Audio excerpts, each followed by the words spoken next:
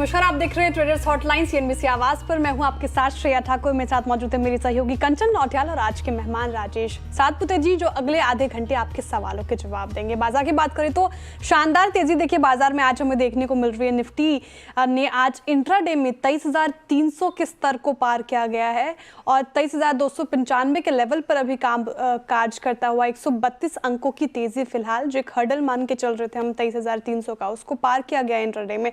साथ ही bank Nifty में थोड़ी वोलेटिलिटी देखने को मिल रही है फिलहाल, लेकिन इसमें भी 150 अंकों की तेजी। और सेक्टर स्पेसिफिक नजर डालें तो कंज्यूमर ड्यूरेबल्स पे थोड़ा दबाव, लेकिन सारे सेक्टर्स अभी फिलहाल, ऑटो पे भी थोड़ा दबाव देखने को मिल रहा है, बाकी सारे हरे निशान पर कामकाज करते हुए। फिलहाल इसको और डिटेल में समझेंगे राजेश जी से, लेकिन शुरुआत करते हैं हेडलाइन से।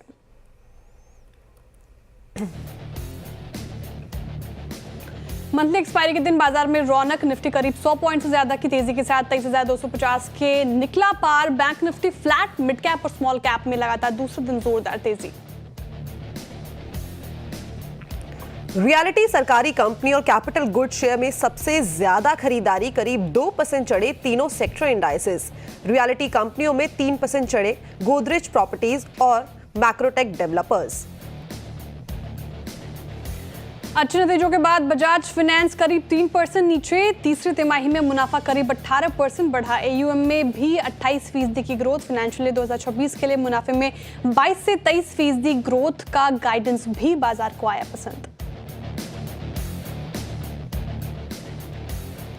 नतीजों के बाद टाटा मोटर्स और वोल्टास में भारी गिरावट, बने एक्सीडेंट ऑफ द डे। अनुमान से कमजोर नतीजों के बाद 7% से ज्यादा फिसला टाटा मोटर्स, वहीं वोल्टास 10% से ज्यादा टूटा।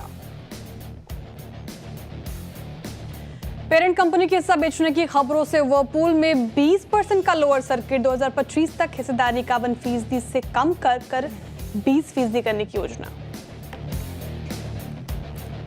Q3 में जोरदार नतीजों से हिताची 20% के अपर सर्किट पर, मुनाफा 5 गुना बढ़ा। तीसरी तिमाही में 11,594 करोड़ के रिकॉर्ड ऑर्डर, आगे की कमेंट्री भी मजबूत।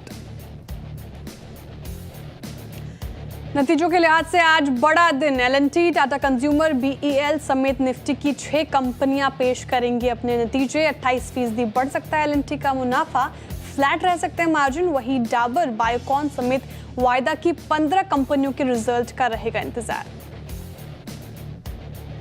मार्केट रेगुलेटर सेबी ने इन्वेस्टर एजुकेटर को शर्तों के साथ दी राहत। सेबी ने पिछले साल के सर्कुलर पर दी सफाई, कहा इन्वेस्टर एजुकेटर के साथ ब्रोकर्स, एमएफ्स और दूसरे एमआईआईस कर सकते हैं करार, लेकिन वो शेयर रिकमेंड करने और साथ ही रिटर्न का वादा करने में ना हो शामिल।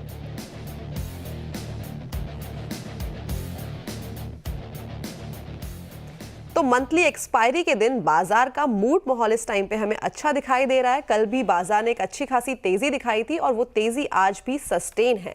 लेकिन अब सातपुते सर से जानते हैं कि ये तेजी हमें कब तक देखने को मिल सकती है। क्या बजट की जो रैली है वो लगातार हमें परसों तक दिखाई देगी? Satpute sir, first of all very good morning. और निफ्टी, बैंक निफ्टी क्या देख रहे हैं sir? Very good morning Kanchan ji and Shreya ji, and good morning everyone. देखिए, मुझे लगता है कि बाजार, अगर आप ओवरऑल देखें तो बाजार बजट की तरफ देख रहा है और बजट की रैली, आप कह सकते हैं थोड़ा pre budget rally, pre budget buying, आप सेक्टर स्पेसिफिक भी देख रहे हो और स्टॉक स्पेसिफिक भी यहाँ पे मोमेंटम अच्छा मिल रहा है। हाँ, रिजल्ट का रिएक्शन जैसे कि आज टाटा मोटर में देखा या कोई भी काउंटर है, वहां पे हम देख रहे हैं। लेकिन उसके बावजूद मुझे लगता है बाजार का जो थीम है, बजट का जो व्यू है, आई थिंक बायस थोड़ा पॉजिटिव रख के काम करे तो उसमें ज्यादा पैसा आ रहा है। भला डिप भी मिलता है लेकिन वो रिकवरी में आता है।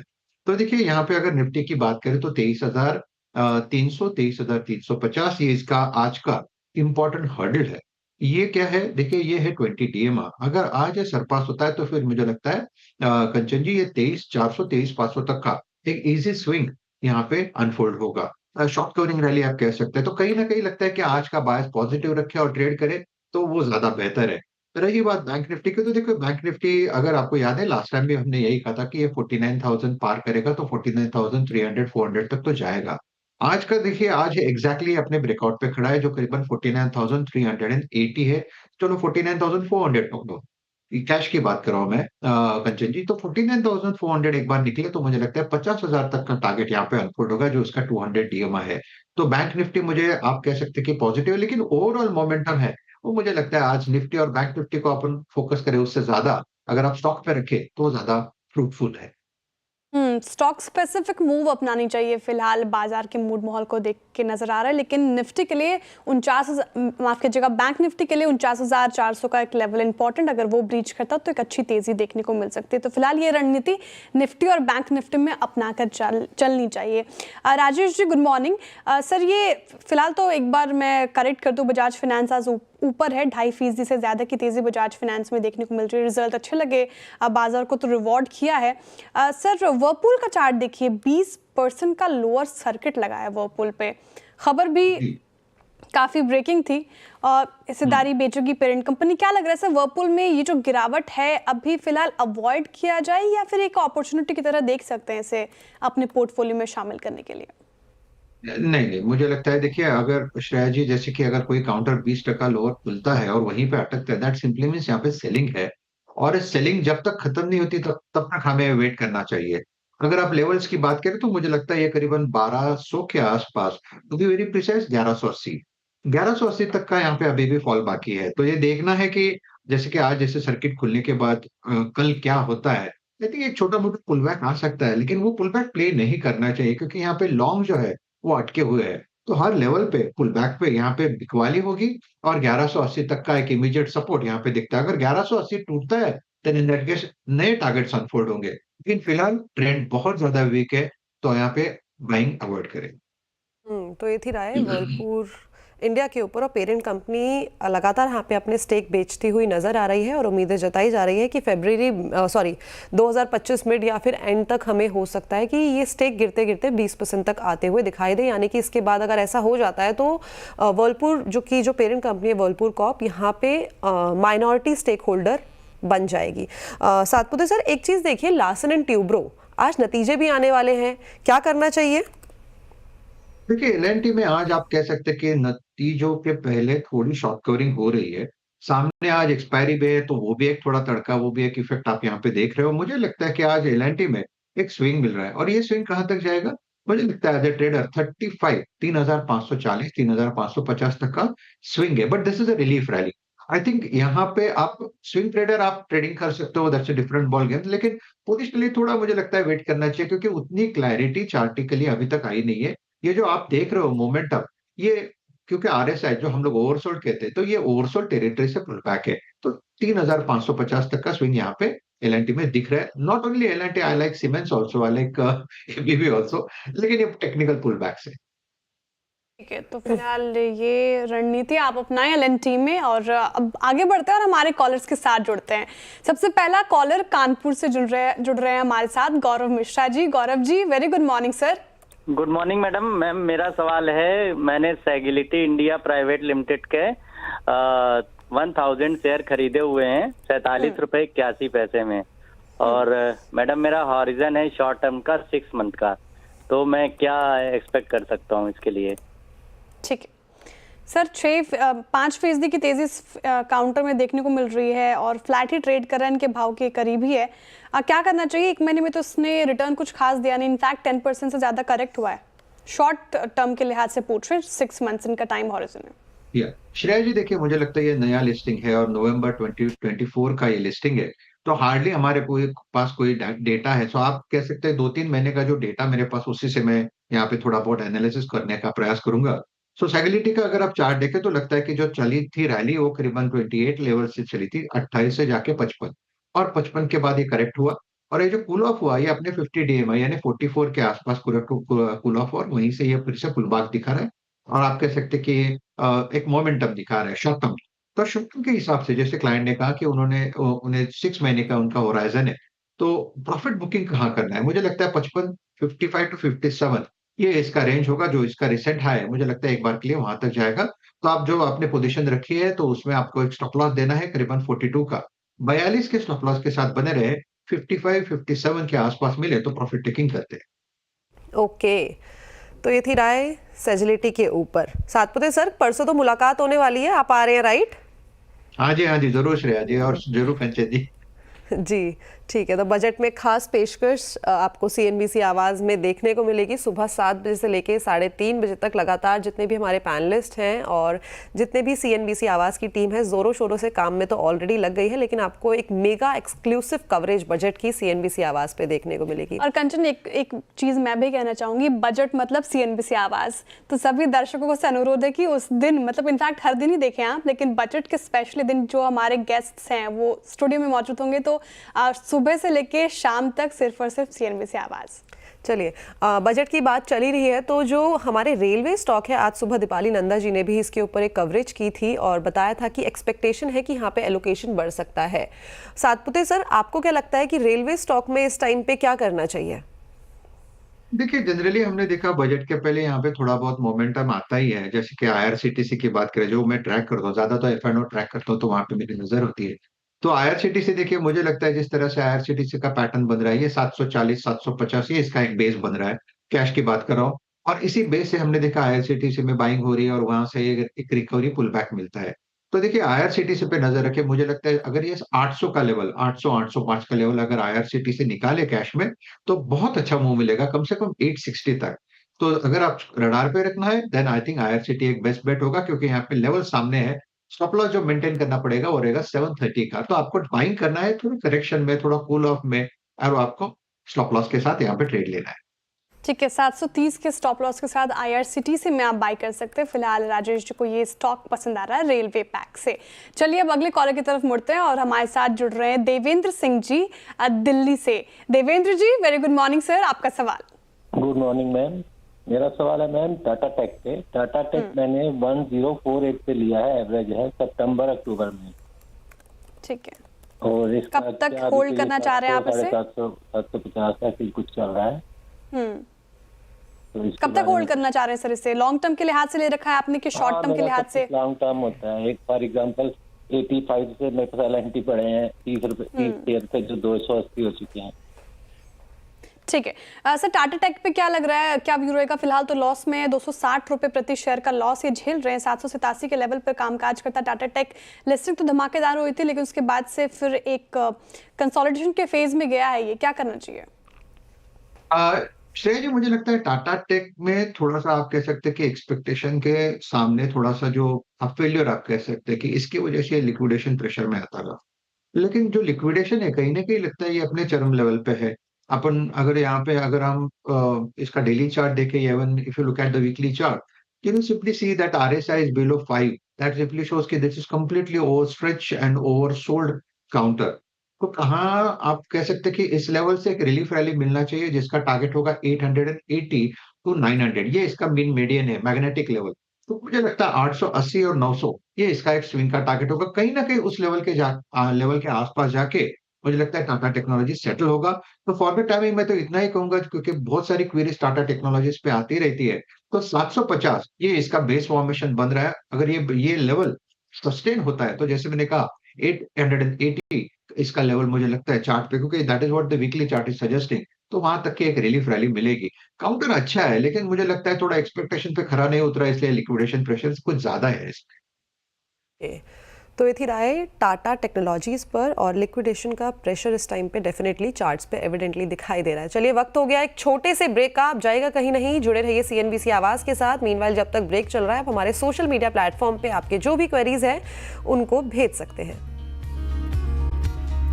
Welcome back. आप देख रहे हैं ट्रेडर्स हॉटलाइन सीएनबीसी आवाज पर। देखिए, तीसरी तिमाही में मारुति सुजुकी के नंबर्स अच्छे रहे। स्टैंड अलोन प्रॉफिट जो है वो 12.5% से ज्यादा बढ़ा है। वहीं रेवेन्यू की बात करें तो ये भी 15.60% का उछाल इसमें भी देखने को मिला। और कंपनी के नतीजे, नई लॉन्चेस और बजट विश लिस्ट पर बात करने के लिए हमारे साथ जुड़ चुके हैं कंपनी के ED corporate affairs Rahul Bharti ji. Rahul ji, बहुत शुक्रिया सीएनबीसी आवाज़ को अपना वक्त देने के लिए। और सबसे पहले तो गुड मॉर्निंग और कॉन्ग्रेचुलेशन, इतने अच्छे नंबर आपने पोस्ट किए सर। सवाल ये है कि लागत पर दबाव के बावजूद Q3 मजबूत रहा, रिजल्ट अच्छे लगे बाजार को पे, फिर भी मार्जिन लगभग स्टेबल रहे। क्या वजह रही इसके पीछे की? Q3 में हमारी जो रिटेल सेल्स है वो 8.3% की ग्रोथ हुई, जो कि काफ़ी अच्छी ग्रोथ थी।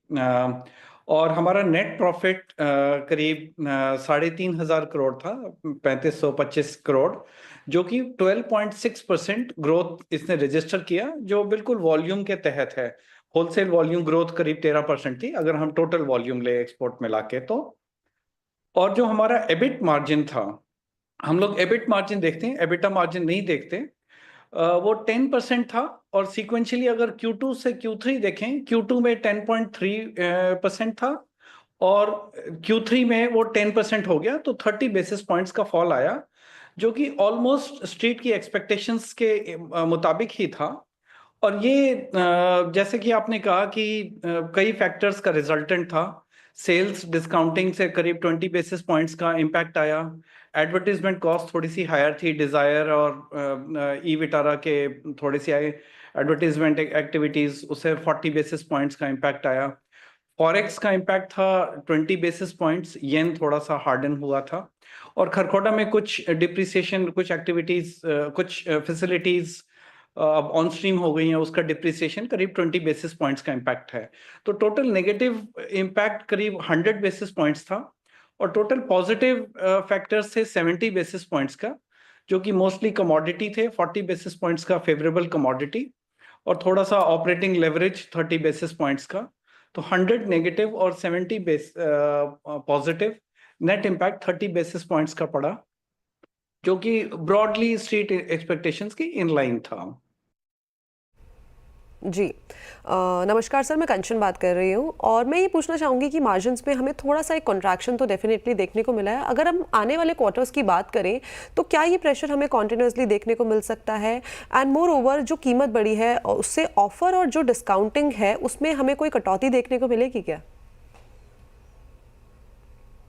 मार्जिन्स की अनसर्टेनिटी हमेशा रहती है, बिकॉज कमोडिटी प्राइसेस और फॉरेन एक्सचेंज प्राइसेस भी मार्जिन्स इनके ऊपर निर्भर करते हैं, हमारे मार्जिन्स। और आपने डिस्काउंटिंग की बात की, इनफैक्ट इस बार थोड़ा सा हमने एक छोटा सा प्राइस इंक्रीज लिया है, जिसका इम्पैक्ट करीब 30 बेसिस पॉइंट्स है, इन्फ्लेशनरी प्रेशर को कवर करने के लिए। तो एफर्ट तो यही रहेगी कि बिना डिस्काउंटिंग के ही बाजार में हम अपनी कार्स सेल कर पाएं। बिल्कुल सर। लेकिन सर, ये एक्सपोर्ट मार्केट को आप कैसे देखते हैं, खासकर गुजरात से होने वाले एक्सपोर्ट्स को? क्या लगता है आपको कि 15 से 20% सेल्स वॉल्यूम एक्सपोर्ट से आएगा? जी, हम उस दिशा में कार्यरत हैं। गुजरात प्लांट पोर्ट के पास है, इसीलिए थोड़ा सा नेचुरल एडवांटेज हो जाता है गुजरात प्लांट में एक्सपोर्ट करना। लेकिन हरियाणा से भी हम एक्सपोर्ट कर रहे हैं और हमारा टारगेट है एक्सपोर्ट्स को काफ़ी बढ़ाना। Q3 में हमने एक क्वार्टर में 1 लाख एक्सपोर्ट की। हमें याद होगा कि करीब 4 साल पहले हम 95,000 का नंबर एक साल में एक्सपोर्ट करते थे। तो इस Q3 में हमने उतना एक्सपोर्ट किया जो कुछ साल पहले पूरे एक साल में करते थे। तो ये रेट ऑफ ग्रोथ चल रही है, ऑलमोस्ट 3-4 गुना चल रही है। और आगे आने हम इस साल करीब 3 लाख एक्सपोर्ट करेंगे, 3 लाख से ऊपर ही होना चाहिए एक्सपोर्ट्स। और जब हमारा 2030 जब ये दशक खत्म होगा तो हम चाह रहे हैं कि हमारा एक्सपोर्ट 7.5 से 8 लाख हो जाए। और इसमें हम करीब 100 देशों को एक्सपोर्ट कर रहे हैं। ये और ई विटारा की भी इसमें एक अहम भूमिका रहेगी। Thank you so much Rahul sir हमारे साथ जुड़ने के लिए, all the best for upcoming quarters. तो चलिए अब बढ़ते हैं ग्रोथ कोड की ओर, जो CNBC आवाज और ग्रो की एक खास पहल है, जिसके जरिए हम आपको मार्केट से जुड़ी जितनी भी बारीकियां हैं और ट्रेडिंग स्ट्रैटेजीज के बारे में बताते हैं, जिससे आप इन्वेस्टमेंट से जुड़े सही फैसले ले सके। CB के होल टाइम मेंबर मिस्टर अनंत नारायण ने ओवर ट्रेडिंग के रिस्क के बारे में कुछ कहा है, आइए सुनते हैं।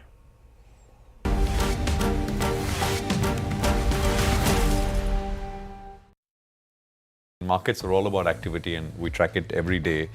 But SEBI, you publish so many papers which kind of show overtrading and the risks of over trading, and also just, I mean, the chances, the probability of actually what percentage of people make money. I mean, just pure trading, right? Sure. So just talk to our sort of audience regarding that. I mean, what is your own perspective? Are you saying the more you trade, the less you make? I mean, Absolutely, Prashant. There is plenty of research to suggest that at an individual level, precisely what you said, the more you trade, the less you tend to make. And there's a very rational explanation for this. Every trade comes with transaction costs. There's typically intermediary charges, there is taxes, there is exchange fees, and a whole bunch of things that go with every single trade. So the odds are stacked against over trading. typically, nobody talks about those things. You just look at, well, you bought something at 10 rupees, I've sold it at 15 rupees, well, this is what I've made. But there is all these other things which you spoke about, right? That's which you right. must take into account. That's right.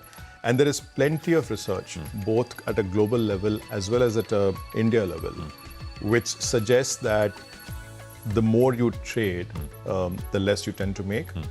For instance, we did an analysis in SEBI, which looked at the activity of intraday trading. So those who took part in intraday trading, what we found is that over 70% of those people tend to lose money in those trades. In January 2023, we found that 89% of all individual traders in F&O markets tend to lose money. When we updated that research later in 2024, we found that 93% of individuals over the last 3 years have actually been losing money.